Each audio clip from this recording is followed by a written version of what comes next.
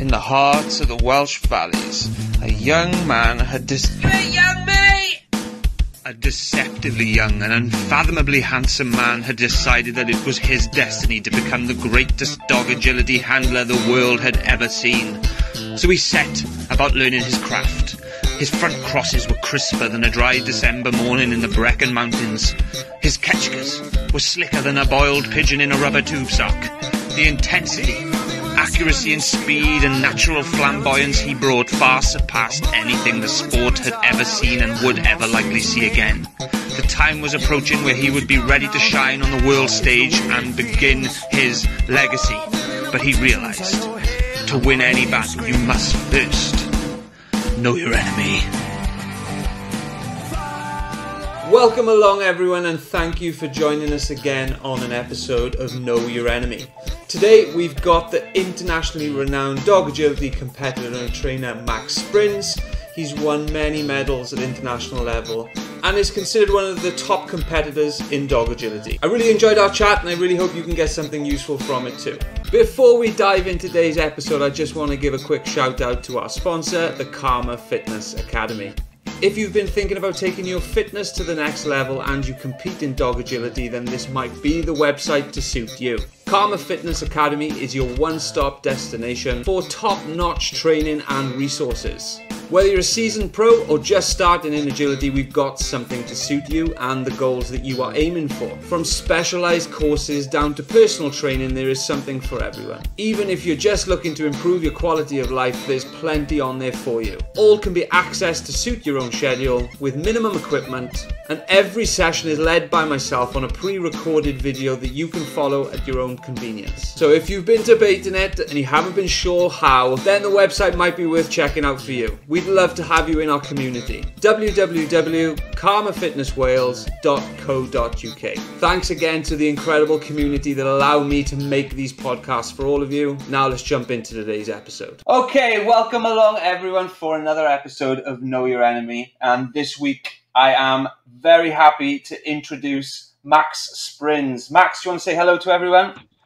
Hello everybody, I'm glad to be here. Well, thank you firstly for giving up some of your time to be here, Max. It's very much appreciated to hear your opinion on some of these things. So, after I've introduced you so spectacularly, we know your name is Max Sprinz, but who are you today? How would you describe yourself to someone who doesn't know you? Confused. Maybe. No. Yeah, I'm living from teaching agility. Nice. Full time. I have a few regular groups. I have traveling a lot for seminars. I have multiple dogs. Yeah, I live together with my girlfriend, and we have a little house and a garden. And yeah, we really like also to breed. We had a few litters the past years, and yeah, enjoying like our life, going on walks, going at the sea or whatever. And yeah, other than that, I'm still, I don't know, it's like I'm still figuring out a little bit who I am in some way. So you've been in I know you as a competitor in agility. How did you first get into agility? But then even more so, if you were into dogs and that beforehand, how did you get introduced into the world of dogs and dog sports?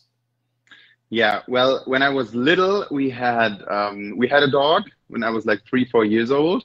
And then when he passed away, it took like, I think 7-8 years to convince my parents to get another dog. I don't know why I always like I wanted a dog always. We had different kind of animals, but I didn't get my dog until I was almost 13. And yeah, then I got a fox terrier, okay. Emma. Yeah, a super idea for a young family. Yeah. Yeah, but yeah, and then we went to like it was like a dog school, private dog school. Yeah. And yeah, the trainer there also offered more than just like behavior stuff. Yeah, and then my mother went to obedience with Emma, and I started some agility lessons. And then yeah, it quickly developed to be an obsession. Yeah, I was going to say, so did you realize quite early on that you think this would be something that you'd be involved with for a long time, or was it kind of gradually grew? Yeah, I think it was like I started, and then I started to like watch YouTube videos, and then, you know, quickly, if you're like into it, you figure out like all the people that are running the big competitions and everything, and it looked so different to what I was doing. Yeah. Then I was like, okay, if I want to do it, I want to do it like good. Yeah, and that's how it started. So who would you say are your earlier influences? Like you said, you were watching YouTube videos. Is there anyone in specific that you feel you took a lot of influence from, or was it more just a case of generally you watched videos? No, for me, like still to this day, if I have to describe the most, in my opinion, most beautiful agility, it would always be Teresa Kralova. And it was like my biggest, like I watched every video and I analyzed it, and I was looking and I was like trying to imitate the moves and stuff like this. Yeah, and then, you know, we had like a lot of people in Germany as well, Tobias, Daniel, Silas, those guys, where you have like some videos. But back in the day, they were not as active on social media. Yeah. So there was not so much to follow about. But yeah, I've really watched a lot of Teresa and tried to figure it out, and then yeah, went along with it. And then, you know, the more you go into it, the more people you see, the more people you can like analyze and look at it. So you say there that like you were watching the videos, and then from that point of view, then are you self-taught, or was there someone involved in your early years, should we say, who kind of formed how you train your dogs, or is it kind of just kind of had a go at it and worked out what worked best?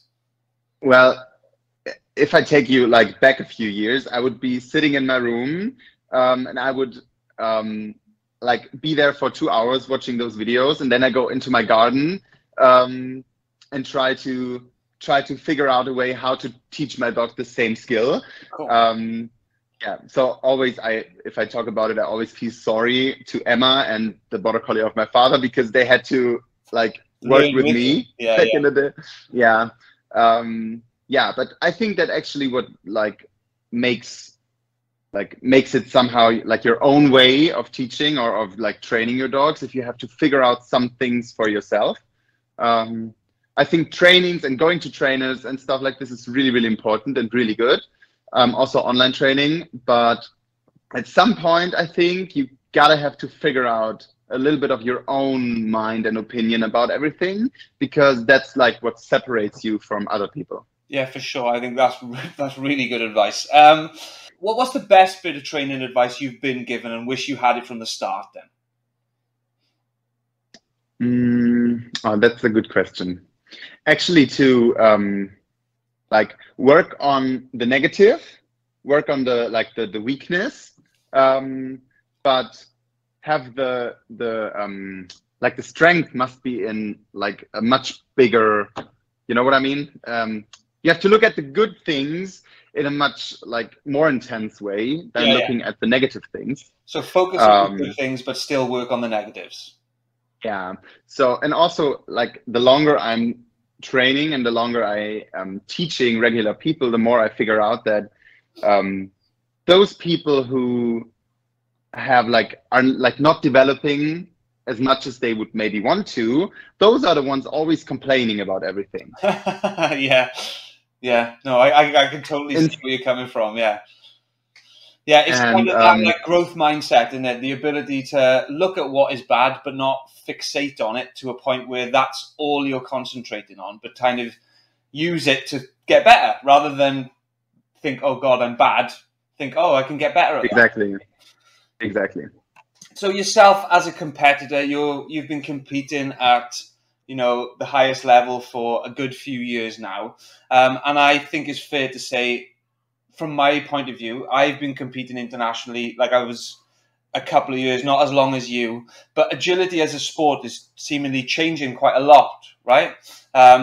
So where do you see agility going from a training point of view and from a handling point of view? A hard question, because I think it's always like a few years back, nobody would have thought it develops in the way it did. Yeah. So I really like fast courses. I like nice and good distances. We don't need like over exaggerated 20 meters of space. I don't think that's necessary as well. But if you have like, I'd rather have 2 meters more between obstacles than less. Yeah. And yeah, fast courses, nice on the bodies of the dogs. I think that's quite important. Also, I hate to have like the curved tunnels and stuff. And if the dogs like crash into the walls, it's like, I know you have to train it. I also do it, but I try to avoid as much as possible. And yeah, I hope it goes in this direction. I hope like judges like, I don't know, Tamas, Daniel, Valls, and those kind of people, I think they are trying to develop more and more into this kind of course. And also maybe there are some people who don't like that at the moment, but that's just how you have to develop. You know, it cannot always be happy and perfect, but you have to change something to make it better. So I think it will be fast. I think the speed will rather increase. Yeah, and let's see. I think that's also fun, and especially dogs' skills have to be so much more trained and so well like founded from the beginning. Yeah. And I really enjoyed it. I like it. But also I think it's a change for some people who maybe also have done it like for such a long period of time, and now they have to change something because you cannot just do it exactly like a few years back. Yeah, for sure. For sure. Well, what if I gave you the option to change one rule, then what rule would you change?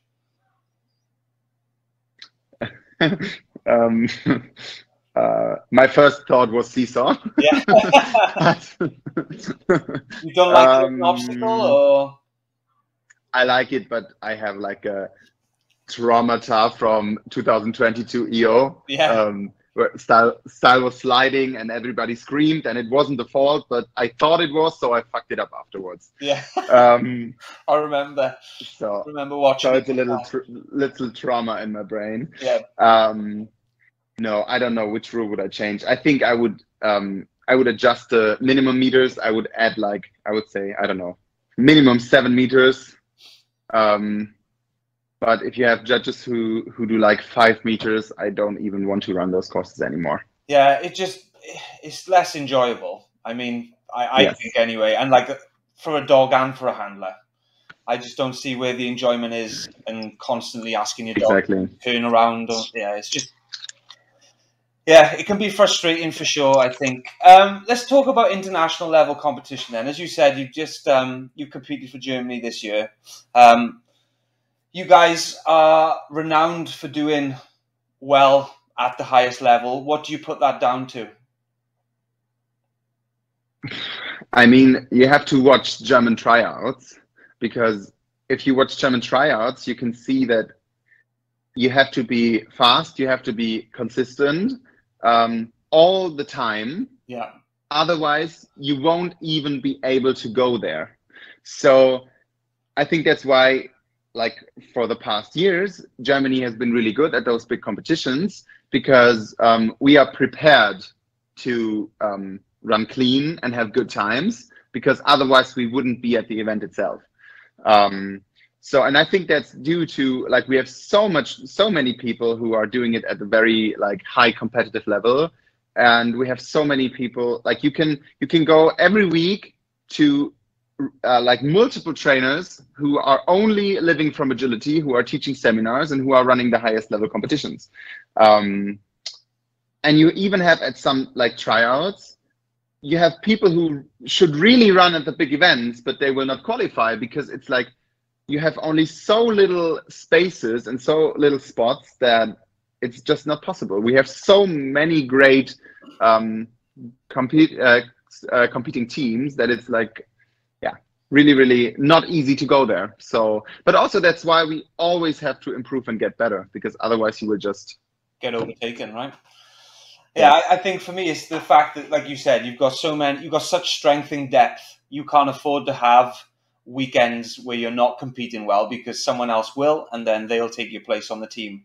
So you get used to running fast and clear because there's no other option. Otherwise, you don't get on the team. Yeah. So yeah, I mean, it's that it's the competition then, really, isn't it? It's the fact that you guys are so competitive every time you compete. It's no throwaway events. You've got to go for it every time, kind of thing. Exactly. With regards to dog training, then, because obviously your dogs are renowned for having really good understanding and really good training skills. What would you see as the biggest thing that people get wrong in their training? And you can talk about foundations, or you can talk later on when you talk about proofing, or whatever the case may be. What do you think? A clear understanding, like giving the dog a clear understanding what is the wanted behavior and what we don't want. I think that's the main thing that I try with my young dogs, or what I try from the beginning is there are like a million different ways to teach some things, and I don't think my way is correct or this way is wrong or whatever, but if you have to stay and you have to like kind of follow the path you want to do, and you have to have your you have to have a plan for it, and you have to act in a way your dog can understand what you actually want from him. And I think this is a big issue with a lot of people who try to get better and like get the dog educated. Yeah. And I think that's like really what separates those people who really have well-educated dogs, because they know what they want and they know what they don't want. So they will try to, hopefully in the most positive way, get to the goal they want to reach. But they can still like adjust, and they can still tell like, what do I want? What do I don't want? What, you know, I think you get what I mean. Yeah, for sure. You want to make sure that the dog doesn't only just do what you're asked, but it's also not doing the thing you don't want as well, kind of thing. Yes. Yeah. And for me, for example, I had to figure it out through the years as well. Yeah. And now with Remix, she's my 2.5-year-old border collie. And with her, for example, I was so sure how I want to do things that when it was like her first year of really training and like foundation work, everything was like working out so quickly, because she's a very straightforward type of dog. Like you want this, I do it. Yeah. So she fell into my ideas, and she could just like really learn and understand. So I taught her a skill, and I would approach it very easily and make it harder, and then there comes this one point where there will happen a mistake. It's just always like kind of this thing.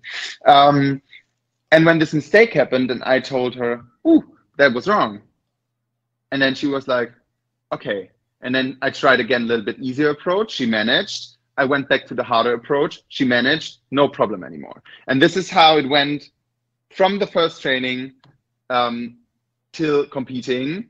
That she could just like really fall into my plan. And of course, there are different dogs. I think there are dogs who like maybe need a little bit more loosen up criteria and stuff. But like, if this is the main goal, to have a clear understanding of what we want and what we don't, it's really easy for them to show really great skills. Yeah, I mean, from my point of view as well, as someone who has had different issues with one of my dogs, in that he didn't like going wrong, I thought making the criteria more grey would help, but it didn't help, because it gave him less clarity on what I wanted, so he couldn't get it right. And again, you learn as you go. It's through experience that you kind of improve as a trainer, isn't that? Of course, yeah. And that's often the problem, I think, also with some people who have like Shelties, for example. They just say, I have a Sheltie and I cannot correct it. But I think what makes some Shelties extremely well trained and like strong in their personality is the fact that, in a nice way, of course, we're talking not about like telling them off or whatever. We're just talking about normal. Yes, exactly. And I think that makes them strong if you can like give them a clear understanding what we want and what we don't. And if you have a dog that's more like needs more yes, of course, then choose the training skills that you are doing, what the dog prefers or what is easier for the dog, and then you can add the harder stuff bit by bit. Yeah, you build their confidence first and then challenge them, and then if the challenge doesn't go well, you make it easier to build their confidence again and keep going back. But yeah, it's a dog by dog thing. Exactly. And like if I'd have treated my second dog the same as I treated my first, that wouldn't have worked either. Like you learn as you go, and it's about training the dog in front of you, I guess, right? Exactly. Okay, so in competition then, I don't like to say the word. Who do you watch and enjoy watching as a partnership? Who would you take inspiration from then? I know you said Teresa, but is there anyone else that you like particularly enjoy watching?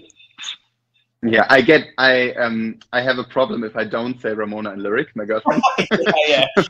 Well done. You got to stick on that anyway. Yeah, no, but you should see me when I watch her. Actually, like I'm not nervous for myself, but when she's on the start line at the competition, I'm like, dying inside. Yeah, but there are a lot of people like, but also in Germany, like we are really like what's the word? Like you can watch at like a big competition, and you can watch or like most of the people because it's always something you get inspiration from. Yeah. But there are a lot of people, you know, if we go like Germany wise, there are a lot of people like Christa, Tobias, Daniel, Silas, Anne, Lenz, like you can all watch them and you'll be like, okay, that looks like really impressive, really good. Yeah. And then, but also like abroad as well, a lot of people. You know, for example, I really like to watch videos of Dan and Dave and Nara, because what I really like about the Great Britain vibe that I get from the videos, there's like so much good attitude around the whole training. Yeah, I think it's getting better as well. If you like get to watch it, and I'm like, okay, it's like so much fun and so much like enthusiasm. That I could really can enjoy watching that a lot. Yeah, but I would not say there's like for example, if Teresa is running, and I always love to look because it's like super beautiful agility. But there are a million other people that you can like really see and are like, oh wow, looking really good. Take inspiration from them. So we looked at competitors. Let's look at judges. Who are the judges that you enjoy running under? Are there any that you specifically look out for, the challenges that they do, and then tell me why? Okay, so we are very spoiled with Daniel Valls, and he's also judging a lot. So I for sure have to name him. His lines are always super fluid for the dogs. I really like it. And then of course I really like Tamas. Sometimes it's like when you look at the course and you're like what did he think? It's like, and then you run it and it's like just really cool. And then for sure always there are like the classic ones like Alex Beitel and Neil. I think Neil's ideas are incredible. Neil Ellis and the Spain guy, Jordi, like he posted some and I'm like, okay, wow, those ideas are really great. And yeah, there are really a lot of judges. Then I know from Austria, Christian Wöss, he was judging last year our tryouts. He did really cool courses. Yeah, and there are plenty more. I'm like forgetting a few for sure. But what those people have in common is everybody has speedy lines. Everybody has good lines for the dogs. They have rather 1 meter plus than like minus, minimum distance, yeah, and they are always like, it's just like creative and different approaches, and I really enjoy that. If you could then, and I said that you were allowed to, you wouldn't get arrested, and you could steal someone's dog to compete at a big event with, what dog would you take? And you could pick one from each height if you want. Oh, that's good. Okay, so I have the first dog that I will always mention, I did it the past years also, is Cashew from Daniel. I would like kill to have him. Yeah. Maybe.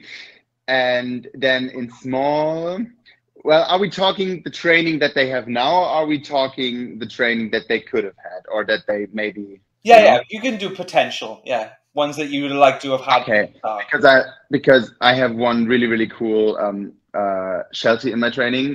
Kara is her name, from a really good friend, Sophie, and she's training with me for a few years now. But the like foundations were not as skillful as I would do it now. But the potential of the dog, incredible. Yeah. And then intermediate, I would 100% want Lyric. It's like officially my dog, and I am not like it's Ramona's to run. Yeah.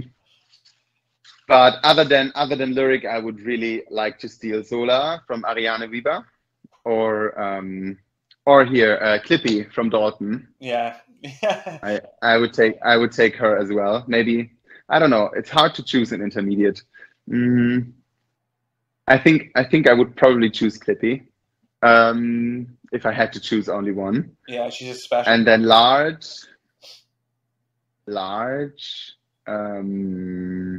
Sabine Kreuz, Fu. She won the jumping last year. Yeah, yeah. And in Germany, like if she is running clean, there's like only very few dogs who can actually beat her.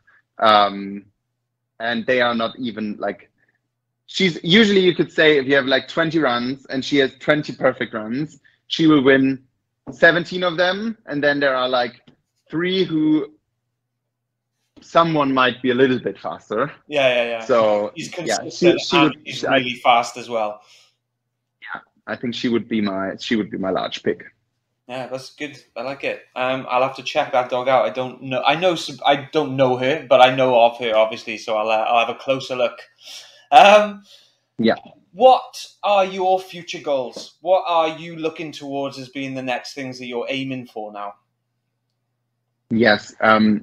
Like when I started and when I developed more like ambition for the sport, I had 2 major goals, like 2 big ones, and it was European Open and World Championship. And I was very lucky to like reach one of my biggest dreams really quickly with 2018 Beck's won European Open. I was going to say, that's a good one for you. So I would say, yeah. So what I would say is that it would be World Championships one day. Yeah, that's cool. And I think it's, not beyond your ability to do it as well. So are you going to see. Yes, 2 dogs, small and large. Oh, cool. So maybe that's your time. Let's see. Maybe I have to pray to the agility god, but yeah, I think it's so crazy how competitive agility got worldwide the past years. So there are so many people who are on such a high level and have such amazing like skills and stuff, and are such good partnerships that of course it's like my biggest dream, but I still think that you need like a lot of stars falling into place to have this moment in the correct day. But yeah, dreams are there to be dreamed for and to like achieve them someday. So this will be my goal. Yeah, I think it's worth saying that as well, is that you can do all the prep, you can do all the training, you can do everything right, but you still need a little bit of luck as well. And you can call it luck, you can call it whatever, because like you say, there's so many other people who are at such a high level. You just need that little bit of luck to go your way, as well as all of the other things as well, right?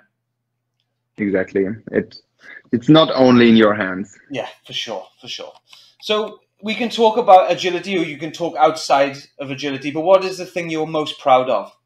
It depends. I'm currently really trying to like find out what I really want, like in life and stuff, I'm still quite young. Yeah. So I would say if I would answer that, I would probably say that I'm 23 now, and having the life I have, I think that's what I'm most proud of for, because like a few years now, we have this house, it's not bought, but like we have a house, we have a lot of dogs, we have so much time, we have so much time, haha. But we could have so much time. And yeah, we've had 6 litters, and like we have healthy dogs, we have happy dogs, we get to experience so much so much cool things, so many cool things, and have so many cool people around us. So I think like the life I have around me for my age, I think that's what I'm most proud of. Yeah, I think that's a good thing to be proud of. You've set yourself up well.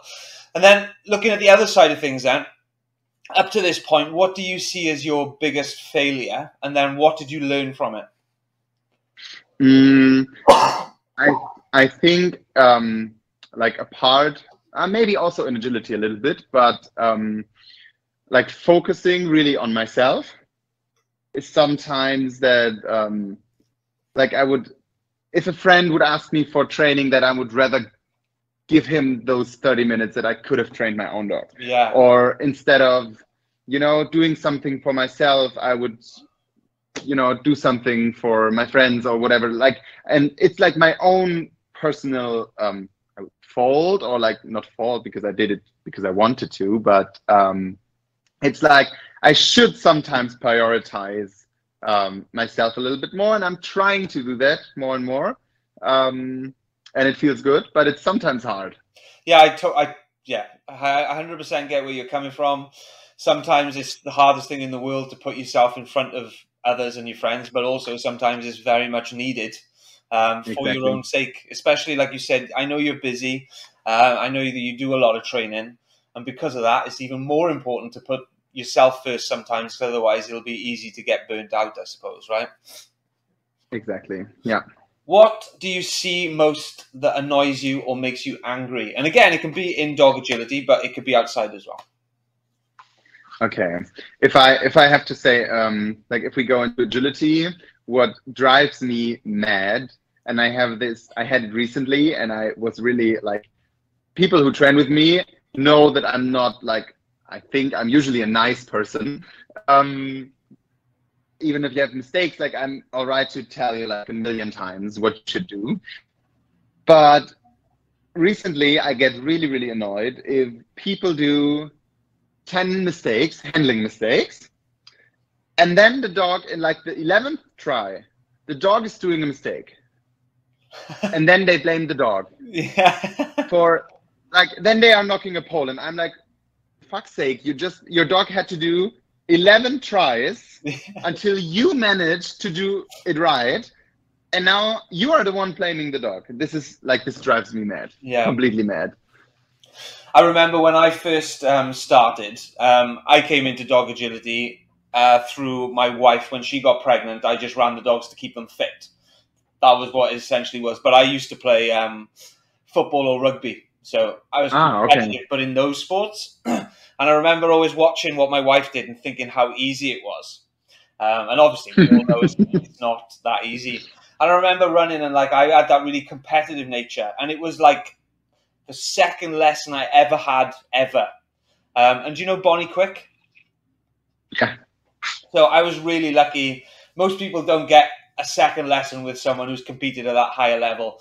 And like I didn't know what I was doing. You know, we don't when we first start. And I remember saying, oh my God, for fuck's sake, why ain't he doing that right? And she goes, let me just stop you. She goes, it's your fault.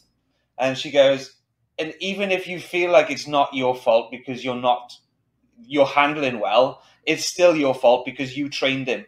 So it's never the dog's fault. And that always stuck with me. I remember thinking, yeah, she's spot on. And like that always stuck with me. And it's always something I say to people as well, because like you go to a competition on a weekend, and you know, there are people who will kind of be like swearing, and maybe not even nastily at their dog, but like be like, oh, for fuck's sake, I can't believe why he did that. And it's like, well, it's ultimately your fault, because either you showed him the wrong thing or you didn't train him well enough. So, and it's always stuck with that. Yeah, I think it's but I really think it's really cool that Bonnie said it like immediately to you and like stopped you. Yeah. Yeah, and I think, for example, I like if people meet me with Mate, with the Sheltie, you know, we have like this in agility, only in agility, we have like this really love-hate relationship. And so if you meet me and like there are typical Make moments, and there has been like, it took some time for me to realize that I have to, like, I can train it as good and as much as I want, there will be moments where she just flips, you know, runs into the tunnel or whatever. Like it's doing something super like out of nowhere. And you know, when it happens a few times, I can understand that it gets frustrating. Even like if you train it, but now I realized, okay, a while ago now, okay, I will just try to help her in the moment. So I have like try to find solutions. I have not solutions for everything, sadly, but yeah. But I think it's like working, like you said earlier, working with the dog you have, but like trying everything in your hands to make it as good as possible in training and in handling. And then still, even if you do that or do it as good as you can, even still then there can be this moment where something doesn't work. And where something doesn't work consistently. So you really need to figure out ways, maybe it's a different approach than you would usually do. But yeah, that's what I really learned from Make, because it's not like she was trained like my other dogs, but she will still do this. And I will, you know, there's like no option. There was no option left in my brain how to make her understand what I want. Yeah, so, and that's working quite well, but still, I think like we always got to reflect. And I think that's the most important thing. Reflect what you're doing, reflect why is everything happening, and reflect before you react. Yeah, that's a good little tagline there. Reflect before you react. I think more people could do with actually doing that. You make some t-shirts of that, Max. You'll make millions on them, I think. Maybe I should do it. Yeah. So if I've got a crystal ball where you can look into the future, first of all, where would you look to? And then would you, or would you prefer not to? Okay, sorry, can you say that again? It was a little bit... I don't know if and I don't know if this will translate, which is why I'm saying it in this way.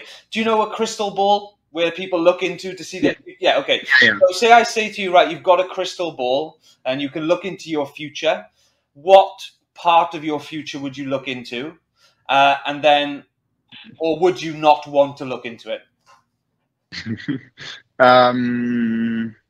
I think like the first thought is, yes, I want to watch, but on the other hand, I don't know, maybe it's good to not know it. Yeah. I don't know. I think there are like a lot of parts that I would really like that like stay the same or go in the same direction. Especially like if we talk agility wise, for sure. And in the normal life, I think there's like developing so much always, like nobody's the same than he was like 10 years ago. Yeah. Yeah, so I think I would, like, if I had it here, I couldn't resist to look into it. Yeah. But I think it would be better not to. So just get like live life how it comes and make the best out of it always somehow. Probably a good idea. Right, so we're going to go into the quick fire round now, and it's just quick answers. Don't need to give too much background on them. What did you have for breakfast? Nothing. Nothing. Day off breakfast. Okay. What was the last thing that you Googled? Something for the camper van. Cool. When did you last sing, and what song was it? Oh, this morning in the shower. And oh my God, it was multiple songs. Did a medley. Wait, I think it was some Ariana Grande, and I don't remember the other thing. Some pop music. Is that the type of music you're into? Yeah. Pop music? As well. I like a lot of different like genre. Wide variety. Multiple. Yeah. Okay. Do you play any musical instruments? I used to play the guitar, but I haven't for a lot of years now. Okay. Do you believe in ghosts? I feel like I should say yes, because no one knows. No, I don't. Do you have any tattoos? No, not yet. Oh, so you say not yet. You plan on getting some then? Yes, but I haven't figured out what I want. You're doing the right thing to wait. If I said to you, you could have a superpower, what would it be? Teleportation. That's a good choice, a strong choice. So I finished the episode as I do on every one, and I've just said to you, you could have any superpower, but in this scenario, I've got a superpower, and my superpower is I can give you the ability to talk to your dogs for 10 seconds to have a conversation where they understand everything. So in those 10 seconds, what would you tell them? Okay. Thank you, guys. Yeah. And just stay as weird and crazy and cool as you are. Yeah. Let them know that they are loved. Thank you so much, Max. Firstly, massive congratulations on being able to do a podcast in your second language. I don't think I would be able to do that myself. So thank you so much for your time. I really appreciate it. Thanks for having me. Before we go, it was great fun. Is there anything that you would like people to know about? Anything you want to advertise or anything you want to plug? Oh, yes, it's good because it also puts pressure on me. So I have Maximize Your Training, it's called. You can find it if you Google my name. And it's like 8 weeks of me training my dogs. It's back in 2020 and 21. Yeah. And we are planning on some more stuff. I can't spoil that, but it might take some more time. Okay. But yeah, if you want to check that out, for sure, that's always welcome. And people can get hold of you on Facebook if they want to ask any questions, or is there somewhere better that you'd prefer them to contact you? No, I think Facebook is probably the best option, but I have to say I'm like really struggling to keep up, and I'm really not the best with answering, but I can promise I try my best to go through everything. But yeah, if you want to reach me, the best thing is probably Facebook or email. It's also on the website. Perfect. So again, thank you so much for giving up some of your time. I know how busy you are. I really, really appreciate it. Do you just want to say goodbye to everyone? Yes. Thanks for watching, listening, and I hope you enjoyed and understand everything that I tried to say, or yeah. And yeah, I hope you're well. I hope you're doing well and are fine, and see you soon, hopefully, everybody. Perfect. Thanks so much, Max. See you guys. And that is the end of the podcast. Thank you for taking some time out of your day to listen. I really hope you enjoyed. If you think you might know someone else who would enjoy, feel free to pass on all the information and share the podcast with them. And get involved on any of the social media platforms. It really helps the podcast grow, and I really appreciate it. See you in the next one.